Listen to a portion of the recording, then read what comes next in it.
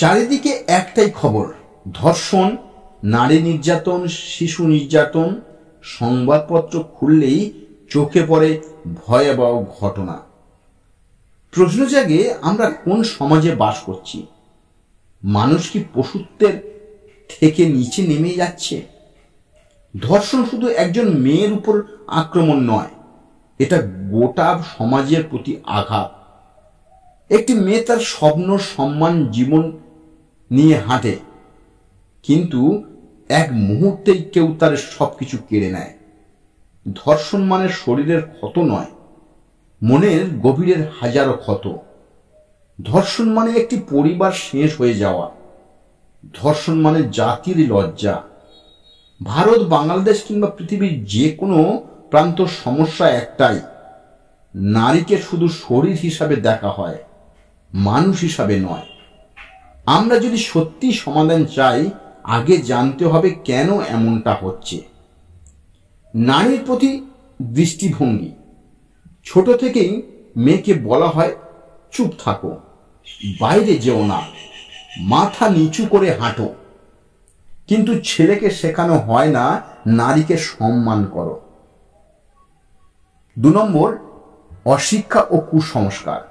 যারা নারীকে মানুষ বলে মনে করে না, তারাই পশুর মতো আচরণ করে। 3 নম্বর, পর্নোগ্রাফি ও অসুস্থ মানসিকতা।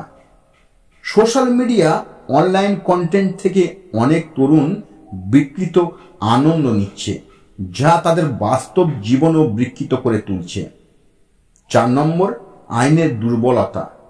অনেক সময় অপরাধী শাস্তি পায় না, ফলে অন্যরা উৎসাহিত হয়। 5 নম্বর, সামাজিক নীরবতা। আমরা প্রতিবাদ না করে চুপ থাকি, আর এই নীরবতাই অপরাধীদের সাহস দেয়।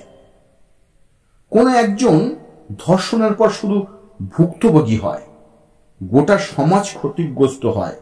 ভুক্তভোগী সারা জীবন ট্রমায় ভোগে, পরিবার লজ্জায় অপমানে ভেঙে পড়ে, সমাজে নিরাপত্তাহীনতা বাড়ে, গ্রাম তথা রাজ্যের সুনাম নষ্ট হয়।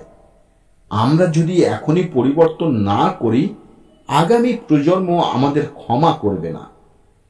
তাহলে আমরা কিভাবে সমাধানের চেষ্টা করতে পারি? 1 নম্বর, শিক্ষা ও সচেতনতা। ছেলে মেয়ে উভয়কেই ছোটবেলা থেকে শেখাতে হবে নারী পুরুষ সমান মানুষ। বিদ্যালয়ে সেক্স এডুকেশন বা নৈতিক শিক্ষা জরুরি। 2 নম্বর, পারিবারিক ভূমিকা। বাবা মা যদি সন্তানের মনে সম্মানের বীজ বপন করে, তবে সে কখনো অপরাধী হবে না। 3 নম্বর, আইনের কঠোর প্রয়োগ। অপরাধী যেই হোক, দ্রুত বিচার আর কঠোর শাস্তি নিশ্চিত করতে হবে। শাস্তির ভয় অপরাধ অনেকটা কমাতে পারে। 4 নম্বর, মিডিয়ার ভূমিকা।